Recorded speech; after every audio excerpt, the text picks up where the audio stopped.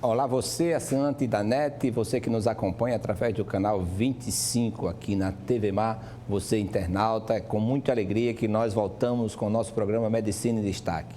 Uma pergunta: você seria um doador do seu próprio corpo para o estudo da anatomia nas faculdades? Vamos conversar sobre isso hoje. Nós trazemos aqui o professor Henrique Barros, que é cirurgião, dentista, professor da UNIT. Ele vai conversar aqui um tanto quanto, e posso dizer que o professor Henrique é um amigo, não aquele amigo de quando se usava calça curtas. Conheci já na sua atividade profissional e para mim é com muita alegria que nós recebemos aqui no nosso programa Medicina em Destaque. Professor Henrique, muito obrigado e lhe agradeço por estar aqui conosco no nosso programa. A satisfação é nossa, Gerson. É muito bacana a gente poder estar aqui discutindo sobre anatomia, sobre essa tão importante ato, né, que é a doação, e estar aqui ao seu lado nesse programa que você destaca e faz a evidência, né, na área de saúde, na área da medicina, e de você que é um grande amigo, né, já de algumas datas, como você disse, não de calças curtas, mas das calças compridas já mais para frente, mas um grande amigo e a pessoa pela qual eu tenho grande admiração. A reciprocidade existe e é o motivo de convidar, não só pela amizade, mas pela qualidade profissional que você tem. Você é pernambucano? Eu costumo brincar dizendo, Gerson, que eu sou alabucano. Né? Eu nasci em Recife, Pernambuco, mas ainda muito jovem, com 1 ano de idade, meus pais vieram para Alagoas e aqui vivi a minha vida praticamente toda, né? Depois voltei a Pernambuco para fazer minha graduação, algumas pós-graduações também. E aí eu digo, parafraseando um pouco do Ariano Suassuna, que você como poeta, né, também gosta muito, ele dizia que Paraíba era o estado materno dele e Pernambuco era o estado paterno. Eu costumo dizer que aqui é a mesma coisa comigo, né? Então, não gosto de deixar meu Pernambuco, que é minha origem raiz, mas aceitei Alagoas no coração como um alagoano. Meus filhos são alagoanos e tenho grande simpatia por esse estado. Diz que a melhor terra é aquela que a gente escolhe para morar e criar os filhos, né? Exatamente. A gente mora onde os outros passam férias, né? Nós temos o privilégio de ter você conosco. Da sua formação, você terminou lá ou terminou aqui? Eu fiz graduação em Pernambuco. Pernambuco mesmo. E terminada a graduação, fui fazer a residência em cirurgia, né? Fui para Porto Alegre, depois voltei, aí fiz a pós-graduação aqui de docência, depois fui fazer odontologia legal em Pernambuco, depois fui fazer odontologista. Fui fazer implantodontia, depois um mestrado e muitos estudos também na área de anatomia, na área cirúrgica, né? Brasil afora aí. E agora na anatomia. O que é anatomia para o nosso telespectador leigo, que o programa se propõe mais para eles, e qual a importância do seu ensino?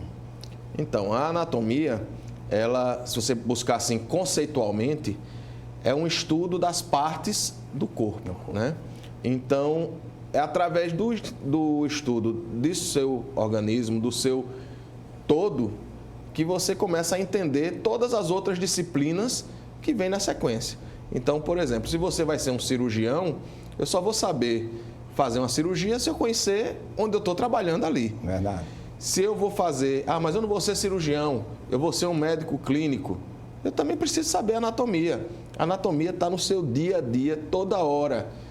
Aí todas as especialidades, né, dentro da saúde. Sim. Porque, como nós falamos anteriormente, não basta você ser um médico, mas também um odontólogo, né? A enfermagem que não conhece uma anatomia para uma punção ou outro procedimento. Eu digo até mais, Gerson. As pessoas em casa, que às vezes não tem formação nenhuma de saúde, muita gente diz assim, né? De médico e de louco, cada um tem um pouco. Né? Então, quem é a mãe, quem é o pai que muitas vezes não tratou do seu filho, que entendeu que dá aquele remédio, melhora o intestino, que aquele outro remédio melhora uma tontura, um mal-estar. Então, para entender tudo isso, como as coisas funcionam, tudo parte da anatomia. Eu diria que ela, junto com algumas outras disciplinas, são os alicerces para qualquer coisa que a gente tenha no ser vivo. São muitos músculos, nervos, estruturas, ossos, Temos. né? E aí você voa exatamente em cima desse amontoado de beleza, né? Porque é belo, né? Você estudar anatomia. Muito. É interessante porque, classificado, né, pela Unesco, um idioma, ele passa a ser caracterizado como idioma a partir de 5.000 verbetes. Na anatomia, nós temos mais de 10.000. Então, a gente tem um verdadeiro idioma, né? O anatomês. E hoje, temos até menos, porque antigamente a gente usava muitos epônimos. Então, vocês devem já ter ouvido falar de, por exemplo, as trompas de Falópio, né? Isso. Então, Falópio era um italiano que estudava anatomia, um cirurgião, trabalhava na área de obstetrícia e estudou a tuba uterina e dava o nome dele. Então, além dos nomes técnicos, a gente ainda tinha que decorar, aprender os nomes das pessoas que descobriram aquele termo. E ainda tem o nordestinês, né? Com a dor no espinhaço, né? Sim, com certeza. Né? O doutor está com a espinhela caída, uma dor nos cambitos, né? Então, a gente que muitas vezes vai trabalhar no interior do estado, principalmente, é interessante porque a gente também tem que conhecer o linguajar daquela população. Verdade. Então, está saindo um livro, Medicina Popular, eu com os alunos da UFAL, e por isso que eu estou bem familiarizado. Falando sobre essa linguagem. Vai sair também um dicionário, está maravilhoso.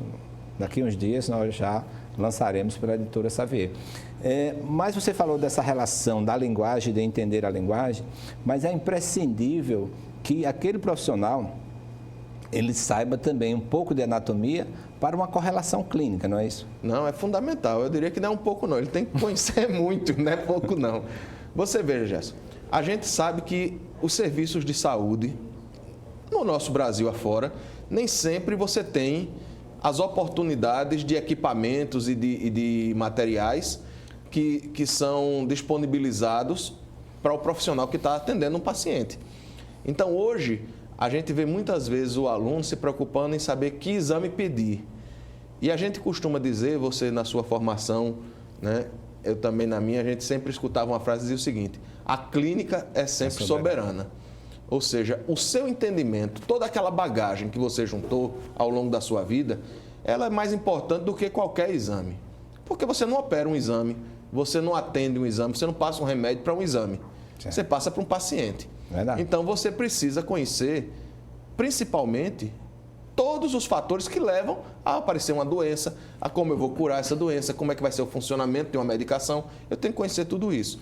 Então, eu costumo muitas vezes dizer nas minhas aulas aos alunos, por exemplo, aqui no nosso interior tem muita gente que anda a cavalo.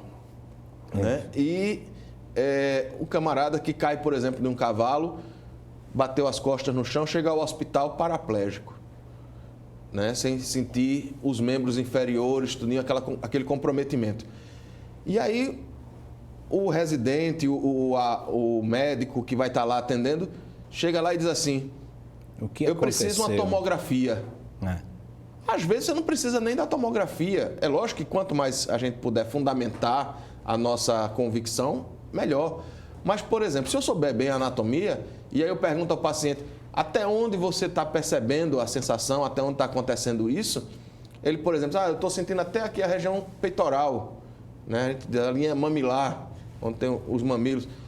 Então, essa relação daqui, eu sei que é um nervo que vem da vértebra T4, certo. A vértebra torácica número 4. Então, pela anatomia e pelo diagnóstico clínico, eu já sei onde ocorreu a lesão medular. Eu não preciso necessariamente de uma tomografia para confirmar isso. Eu tenho sintomatologia clínica. É lógico, se eu tiver acesso a exames, é melhor.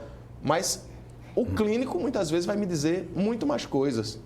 Então, não só esse exemplo, você deve ter inúmeros exemplos, assim, até porque você trabalha no interior também, né? Trabalho em Arapiraca também, dou plantão lá na unidade de emergência. Né? A gente recebe muito paciente lá. Isso é bom, tem uma qualidade de profissional assim que detenha esse conhecimento, até para orientar os circunstantes, os colegas que fazem parte da equipe. Agora, professor Henrique, o ensino da anatomia, ou seja, quando eu cursei, era 400, 600 horas, era muita hora de anatomia. Hoje enxugou essa grade e quais são as dificuldades nisso? quais as consequências e qual a principal importância de um aprendizado de anatomia? O que na verdade acontece, Gerson, é o seguinte: eu costumo dizer que esse processo de formação, ele é um lençol curto. Se você cobre a cabeça, descobre o pé, né? Então, é um desafio para os gestores, na verdade, organizar. Por quê? Com o advento de novas tecnologias e de novas condições, a gente vai cada vez subespecializando mais. Então, se você olhar as grades curriculares, né, a matriz curricular, como a gente chama hoje, de 50 anos atrás, a quantidade de disciplinas era muito menor.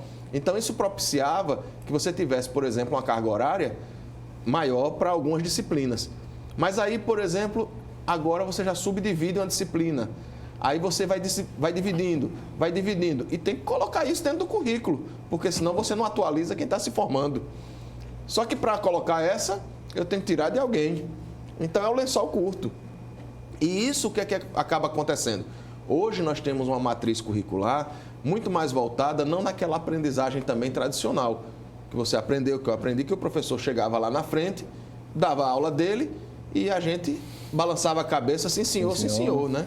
Então, hoje o aluno ele deve ser o protagonista do processo. Ele deve fazer sua construção. Então, o conteúdo, essa quantidade de carga horária que tem nas disciplinas, ela vai ser sempre insuficiente.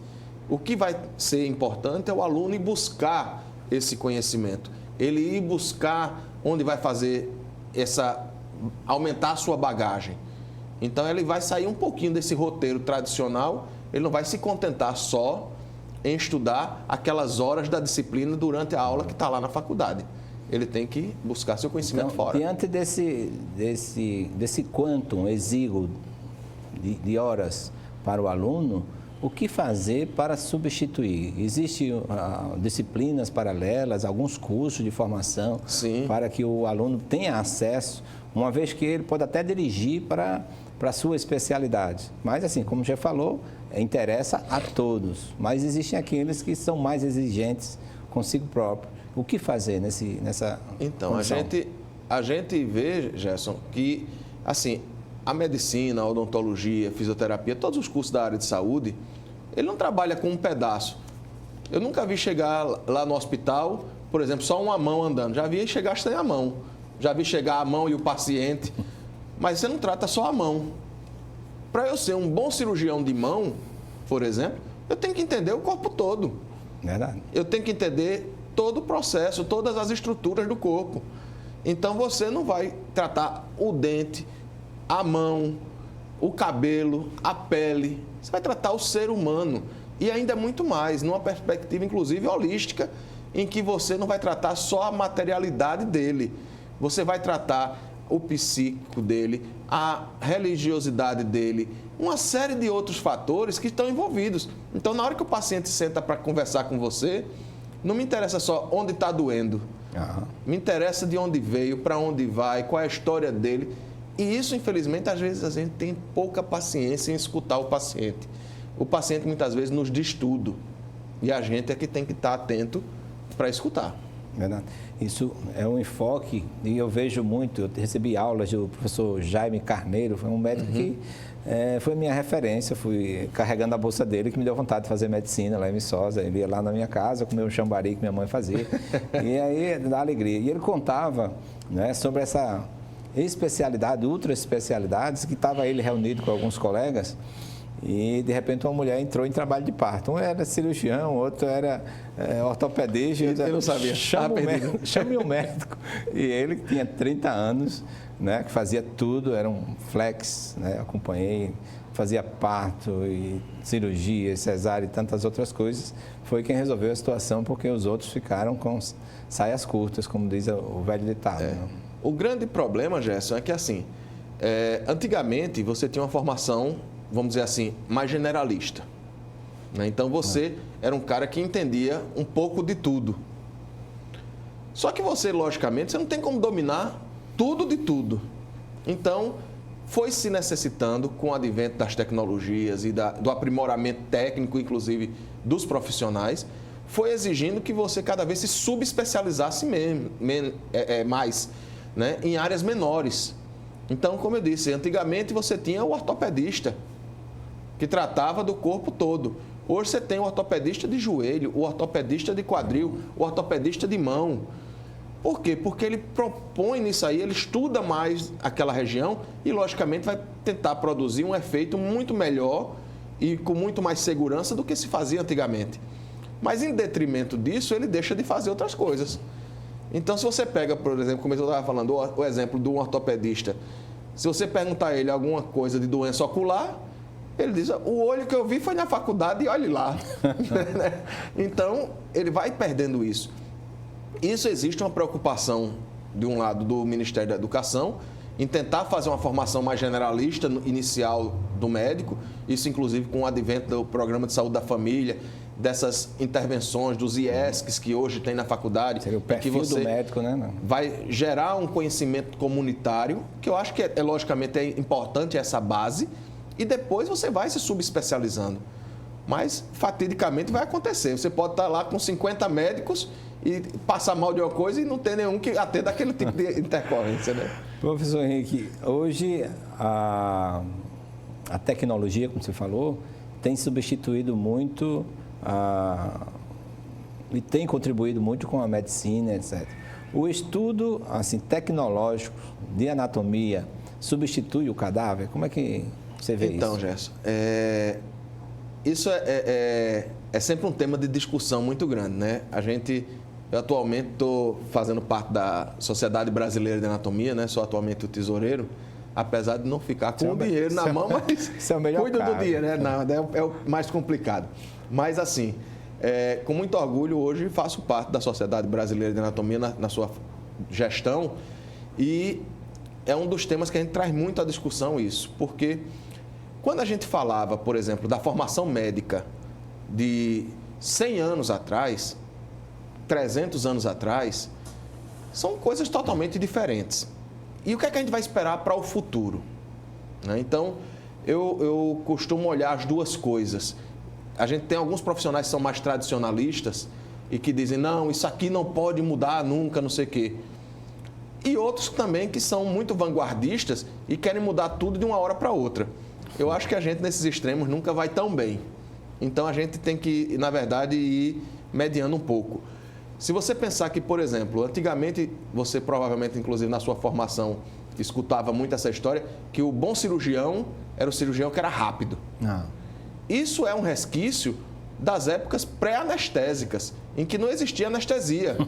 Tem que ser rápido mesmo, né? O Joseph Lister, que é um dos cirurgiões, né, mais conhecidos, tem vários livros, inclusive, que falam dele, ele fazia uma amputação de uma perna em 30 segundos. Embora a sua taxa de letalidade era altíssima, porque eu morria de hemorragia ou morria das contaminações bacterianas, né, que existiam. Mas ele, uma das vezes, inclusive, tentando bater o recorde, acabou amputando os dedos do seu auxiliar. Nossa. Porque, você imagina, eu tenho que amputar uma perna de uma pessoa que não está anestesiada, eu tenho que ser muito rápido, para que eles sintam menos de dor possível. Então, era essa a cabeça. Quando conheceu-se a anestesia, eu digo, não, peraí, eu não preciso mais tanta velocidade. Eu preciso qualidade técnica. Depois, dizia-se assim, grandes cirurgiões, grandes incisões. Então, o cirurgião era aquele que abria o paciente de cima a baixo, vasculhava tudo, não deixava nada de brecha. Hoje, com o advento da videolaparoscopia, já é o contrário. Ninguém quer ir fazer uma cirurgia para sair com uma cicatriz, vamos dizer, toda a região abdominal. Ele quer fazer 2, 3 furinhos ali, fazer por vídeo, ir para casa, às vezes, no outro dia, tranquilamente. Então, isso é um processo de formação tecnológica. Hoje já existem várias faculdades que têm simuladores, que é importante a gente utilizar, mas é lógico que o aspecto humano, e aí é como aquela história, eu gosto muito, a gente conversa muito sobre isso, né? Esse aspecto do espírito, da espiritualidade, né? Da religiosidade, disso aí também, porque é o primeiro contato que o aluno tem com um paciente, entre aspas, é o cadáver.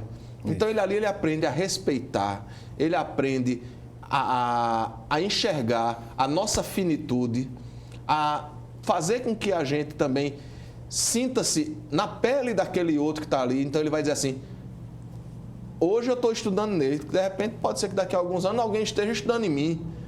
E a gente vai entendendo um pouco dessa materialidade, da espiritualidade, de uma série de coisas. E isso o simulador não vai lhe propiciar. É como a inteligência artificial. Hoje você entra no seu celular, bota lá, começa a botar a frase, ele já dá a frase completa. Ou seja, é uma inteligência que já está querendo facilitar a sua vida. Não é que ela vai substituir a sua inteligência. Então, hoje, o uso de simuladores vem para ajudar. Eu não sou pragmático e dizer assim, não, tem que ser só o cadáver. Mas o cadáver, sem dúvida nenhuma, é sempre imprescindível para o conhecimento humano. Você trouxe uma sequência aí de fotos. Isso. Que vai ilustrar para nós, para você, telespectador. É muito bom beber desse cálice, dessa sabedoria. Né? E o professor Henrique, como professor, vai trazer essas informações aqui para nós. Então, Gerson, essas imagens aí, né, são aquelas pinturas rupestres, né, encontradas em cavernas. E você vê que desde a pré-história, em que o homem começa a se manifestar, ele já tinha uma importância do conhecimento anatômico.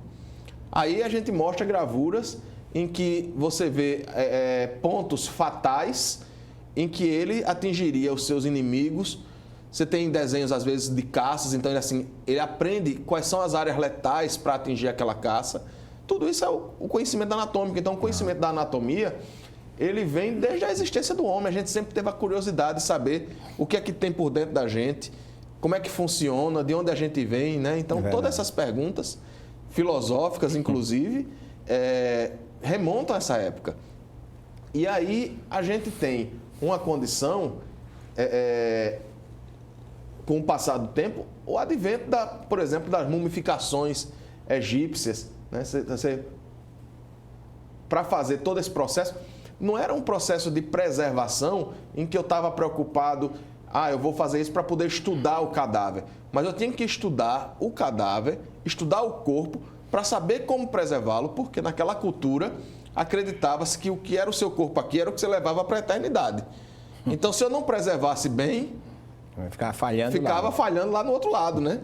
Então, logicamente, quem tinha acesso a isso eram os grandes ricos, eram os faraós, né? Que eram as pessoas que tinham acesso a esse processo de mumificação, mas era o estudo da anatomia para isso.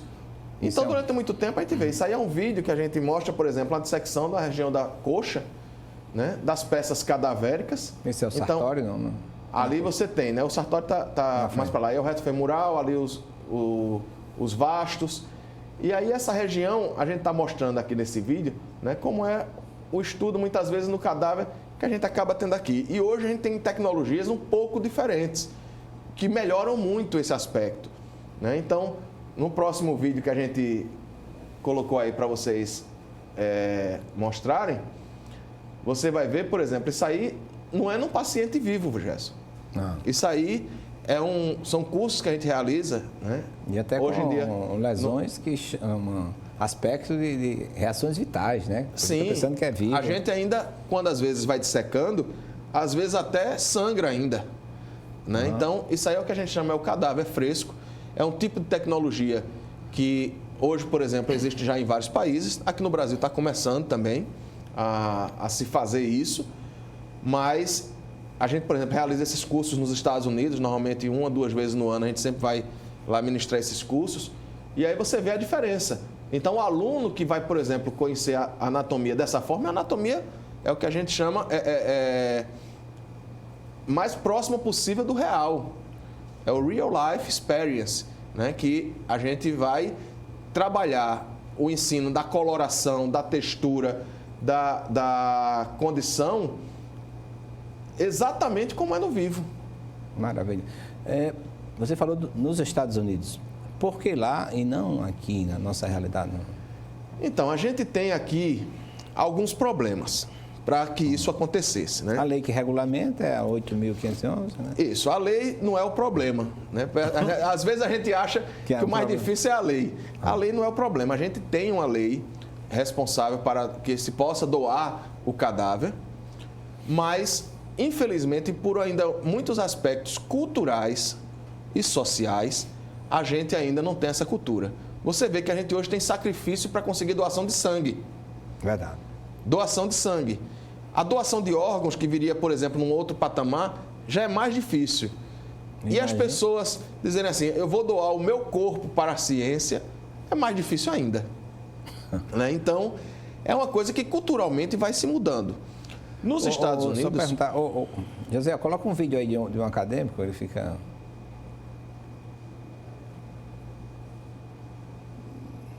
Ele faz uma pergunta, é aluno lá da UNIT.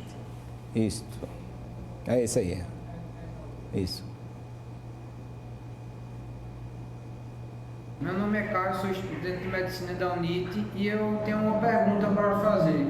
Eu tenho muitos colegas que têm interesse em fazer a doação do corpo para a área acadêmica, para as universidades dos cursos de saúde. E eu gostaria de saber como é que é feito esse procedimento.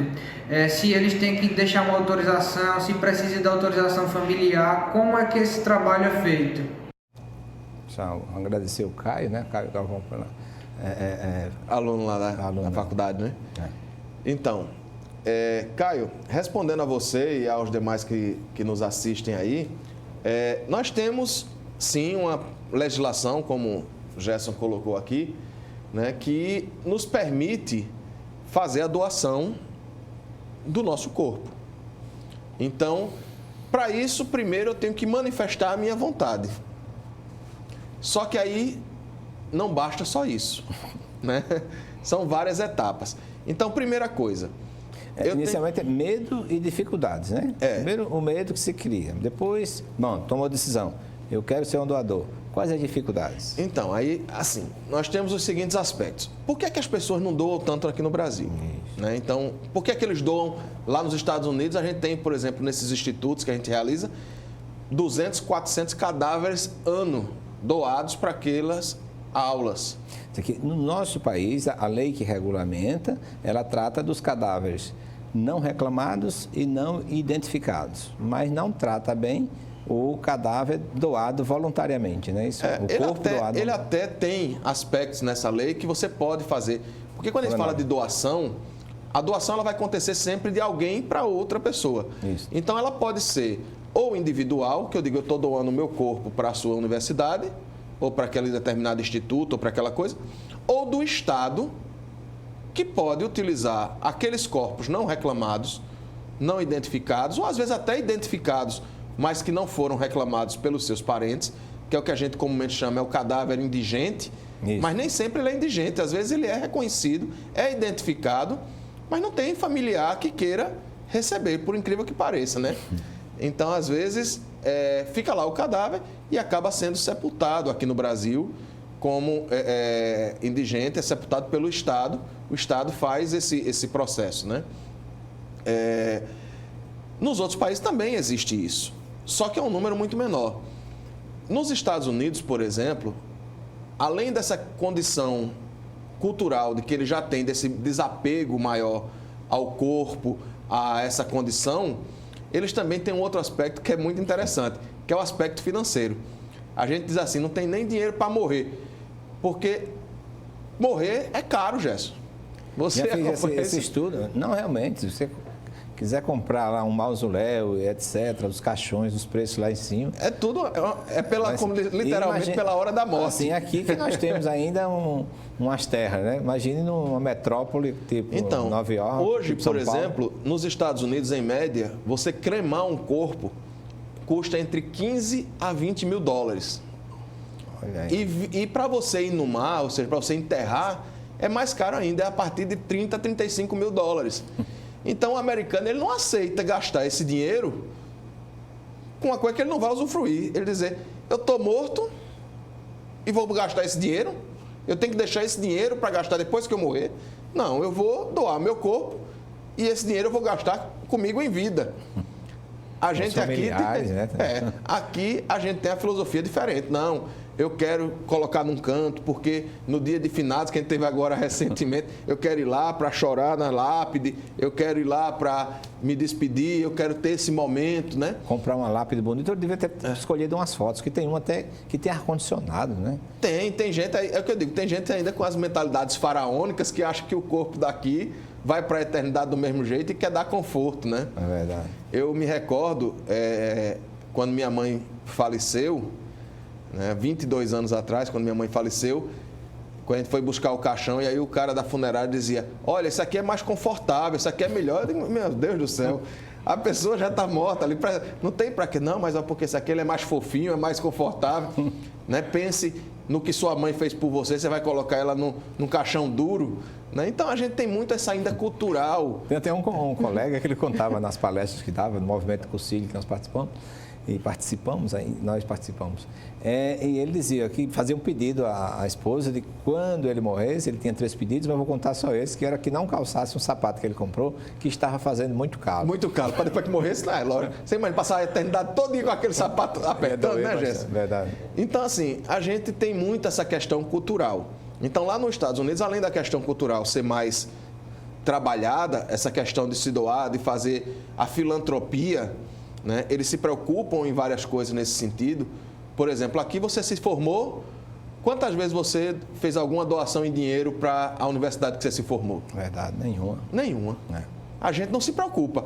Se formou, ó, tchau, saí daqui, nunca mais quero nem conversa. E ainda sai reclamando. E ainda sai reclamando. Nos Estados Unidos, eles têm uma mentalidade, não só nos Estados Unidos, na Europa também, mas a gente fala muito dos Estados Unidos porque é uma das referências que o brasileiro puxa muito para si, né? Então, ele sai da faculdade, ele todo ano manda doações para a faculdade. Porque ele sabe que quanto mais a faculdade se desenvolver, melhor valorizado é o diploma dele. Então, se você for olhar, as maiores faculdades do mundo recebem milhões de dólares em doações, porque as pessoas que lá se formaram têm a consciência de que quanto mais desenvolver, quanto mais ele puder desenvolver naquela universidade, mais ele vai ter valorização do seu diploma. Então, ele faz isso, a gente não faz. Então, ele tem esse desapego, né? Esse desapego corporal, espiritual. Ele tem essa questão financeira e aí acaba doando mais o corpo. Então, voltando lá para a pergunta do Caio, como a gente estava falando, então o que é que eu preciso? Caio Beltrão. Caio Beltrão. Muito bem. Então, o que é que eu preciso fazer? Então, a primeira coisa, ter essa decisão pessoal. Eu quero doar o meu corpo. Eu acho que quando eu morrer, ele não vai me servir mais para nada. Até porque cadáver é carne dado aos vermes. É uma das possibilidades, das etimológicas, né? Seriam as sílabas iniciais da palavra em latim. Né? E aí, tem muita gente que diz, não, eu quero morrer, eu quero ser enterrado todo completinho, não quero que tire nada, não quero que tire órgão, não quero que tire nada. E que vai ali fazer um processo de putrefação, de apodrecimento, onde você pode ajudar outras vidas. Então, esse pensamento que é importante. Então, você vai ser, por exemplo, o SVO hoje já tem esse protocolo. Você faz lá, preenche esse formulário? Isso. Ou as faculdades também. Então, as faculdades fazem... Quais as que fazem? Então, nós temos hoje estabelecido, assim, a Universidade de Ciências da Saúde, a UNCISAL, que tem esse processo de doação, e a Universidade Federal, certo? Que tem esse processo também de tramitação. As universidades privadas estão desenvolvendo isso, eu, inclusive estou regimentando para que a gente possa fazer também aqui para a UNIT, e que você pode fazer essa doação. Então, a primeira coisa, você tem que fazer essa condição pessoal. Segunda coisa, convencer seus familiares. E que não é fácil, viu, Gerson? É mais difícil, né? Eu digo porque, assim, eu sou doador. Doador, já deixando essa pergunta para depois. Mas eu sou doador, né? Isso. Eu já manifestei essa minha vontade. Mas mesmo que eu coloque lá no meu testamento, eu quero que o meu cadáver seja doado para não sei o que e tal. Quando eu morrer, quem fica dono do meu cadáver é minha esposa. Então, se minha esposa não quiser que eu seja doado, ela vai dizer, não, vai para o buraco, vai para o fogo, vai para onde for. A não ser que você condicionasse os seus bens, só seriam distribuídos... Ainda assim, porque o cadáver em si, ele deixa de ter esses direitos efetivos da personalidade quando ele morre, né? Apesar de ter alguns direitos do cadáver, mas eu não tenho mais esse direito pessoal de dizer assim, eu quero que isso se mantenha. Então, isso quem vai fazer é a justiça e quem é o dono daquele, entre aspas, o dono daquele corpo é o seu familiar. Então, é um processo de catequização da sua família em fazer isso. E aí eu até brinco, né, lá em casa com a minha esposa, eu digo, se você está dizendo que não vai querer doar o meu, pois se você morrer, eu vou pegar o seu e vou doar. Porque eu que vou ser o dono do seu. É lógico que é assim, numa forma de brincadeira, mas porque logicamente eu trabalho nisso, eu vejo a importância disso. Verdade. E não vejo sentido para que meu corpo seja cremado, para ser enterrado, para ser isso e aquilo outro. E é uma trabalheira desgraçada. Tem gente que ainda faz um romantismo, não, eu quero ser cremado, para minhas cinzas serem jogadas, não sei aonde, não sei o que. Para que trabalheira para a família, né? Verdade. Mas, assim, isso lógico vai muito de cada um. Outra coisa é o seguinte, quem são essas pessoas que são doadoras? Então, a gente, logicamente, se você pergunta para um jovem, você quer ser doador? E até achei interessante a pergunta do aluno, porque ele diz assim, tem alguns colegas que estão querendo, pensando nisso, porque normalmente o jovem não pensa na morte. Verdade. O jovem está pensando na vida. Você vai começar a se sentir mais livre do seu corpo em si na sua velhice, na senilidade. Então, na senilidade é que você, por exemplo, muitas vezes você disser, vamos ficar aqui sem a roupa, você é adulto, você é jovem, você diz, não, mas aqui tem outras pessoas, eu não vou fazer isso. Um idoso, você diz, olha, vamos ter que trocar aqui, não sei o quê, ele é como uma criança, né? Então ele perde aquela condição. Então, para ele expor o corpo, não expor, essas vergonhas, esses pudores, eles vão se acabando ao longo da nossa vida também. Então, tem uma pesquisa muito interessante, a professora Andrea Oxley, que é uma das professoras, ela é hoje, inclusive, vice-presidente da nossa Sociedade Brasileira de Anatomia, ela tem um dos programas pioneiros de doação de corpos na Universidade de Ciências da Saúde de Porto Alegre. Já esteve aqui, não foi? Já, tem várias vezes a gente faz os eventos, a gente traz sempre ela, porque ela hoje é uma referência nacional e internacional também. Com esse programa, ela tem um programa já de mais de 10 anos de doação de corpos. Hoje a faculdade dela não tem indigentes, é só de doadores espontâneos. Então ela fez esse levantamento e mostrou que justamente pessoas acima de 60 anos têm uma propensão maior em doar o seu corpo do que, por exemplo, um jovem ou um adolescente.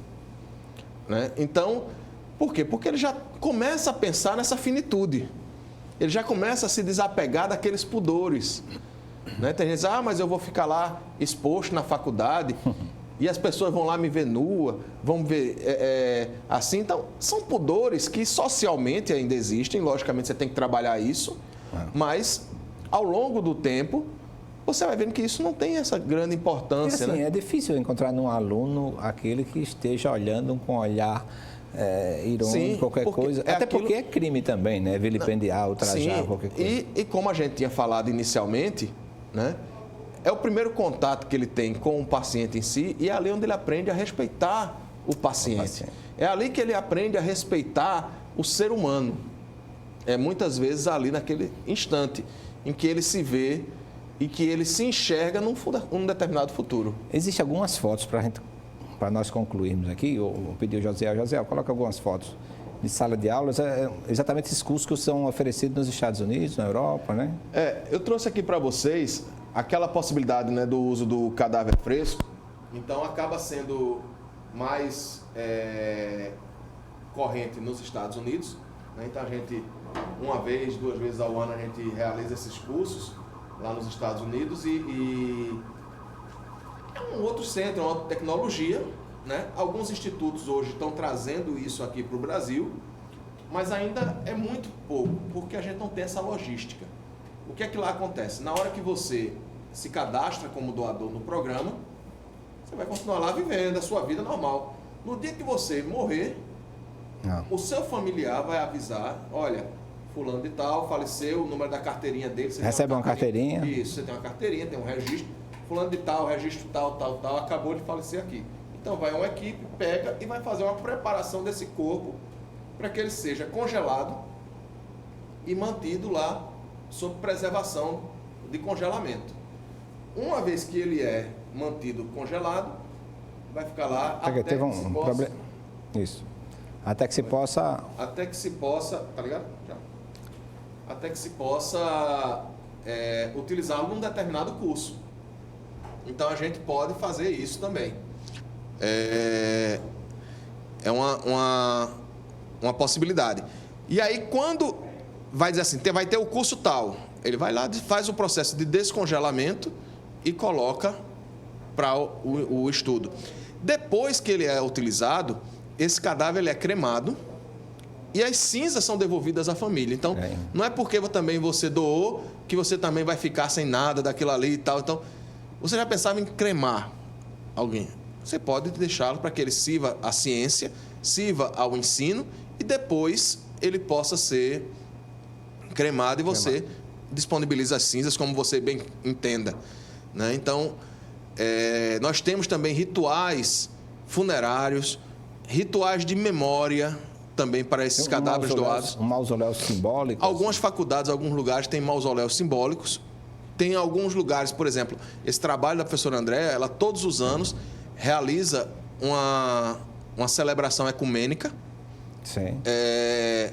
Em que os próprios alunos também são envolvidos nesse processo de preparação dessa cerimônia para as famílias dos doadores. Então, as famílias dos doadores são levadas à faculdade naquela data, todos os anos, e tem essa cerimônia de homenagem agradecendo aqueles familiares que tiveram a sensibilidade, a iniciativa de acatarem o desejo daquela pessoa em ser doada. Então, a cerimônia é belíssima, é emocionante, como a gente brinca dizendo, é uma coisa de cinema, né? Você vai se emociona mesmo, porque os alunos fazem com muito carinho, com muito respeito.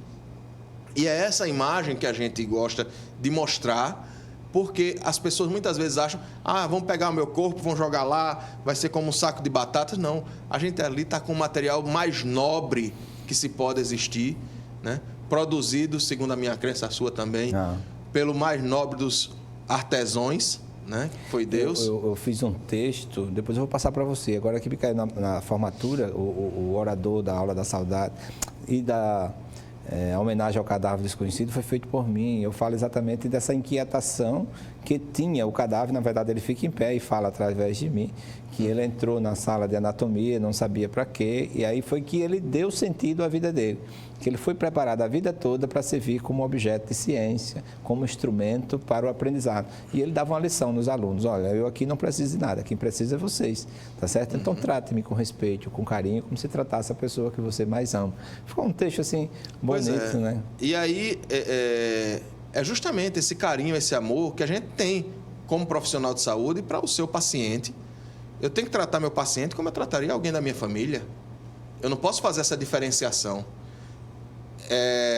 Muita gente às vezes diz: e se seus filhos forem estudar nessa faculdade, chega lá, quando chegar para estudar, vai lá dissecar o corpo do seu pai, de não sei o quê? Eu digo, nesse processo de formação e de conscientização, eu já ensino aos meus filhos que isso aqui é uma matéria. Verdade. Que o que importa não é o que está aqui palpável, é o que eu ensino, é a educação, são esses legados que são importantes, né?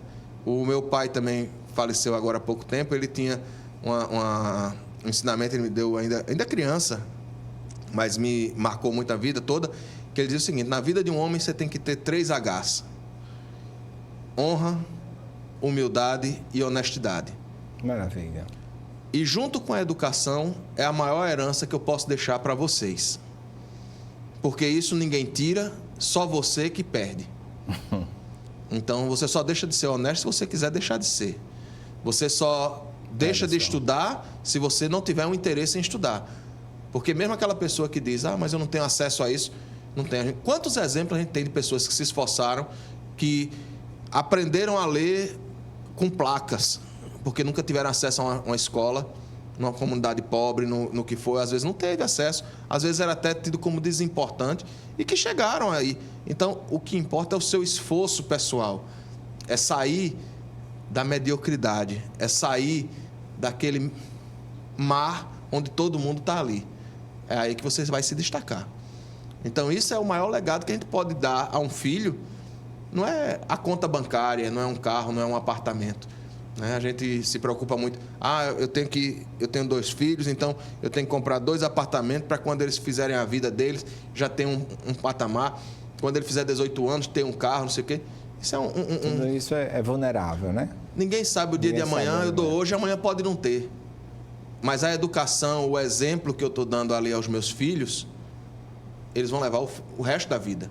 Então, essa lembrança, essa matéria que está aqui, a gente está hoje, amanhã vamos estar em outro plano, vamos estar em outra, de acordo com a crença de cada um, de uma outra forma, de um outro lugar, mas não é algo que a gente precisa ficar palpando. Então, se fatidicamente acontecer de que meus filhos escolham a área de saúde e que nesta época eu já esteja falecido, porque também não é assim, porque eu doei que eu vou morrer logo, que os caras vão ficar lá me agorando, dizer, morre logo para quem está precisando de cadáver. A gente tem uma deficiência ainda grande de cadáveres aqui no Brasil, porque acaba tendo poucas doações. Então, assim, não tem isso. Você vai ser aguardado, uma vez que você fez o cadastro, você vai fazer lá.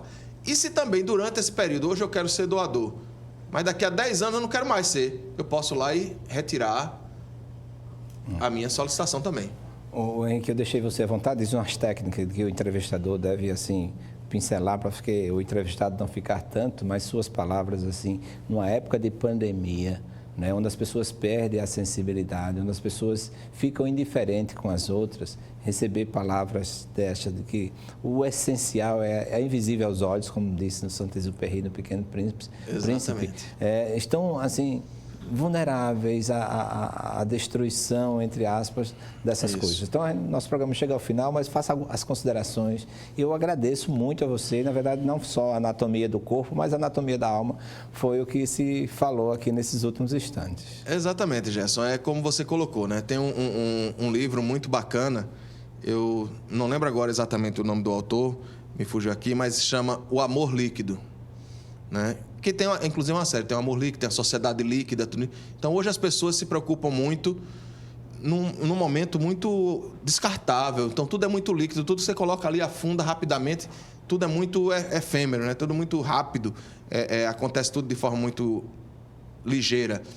E esse não é, na verdade, o que a gente pretende, né? Então, a gente só serve quando a gente puder servir.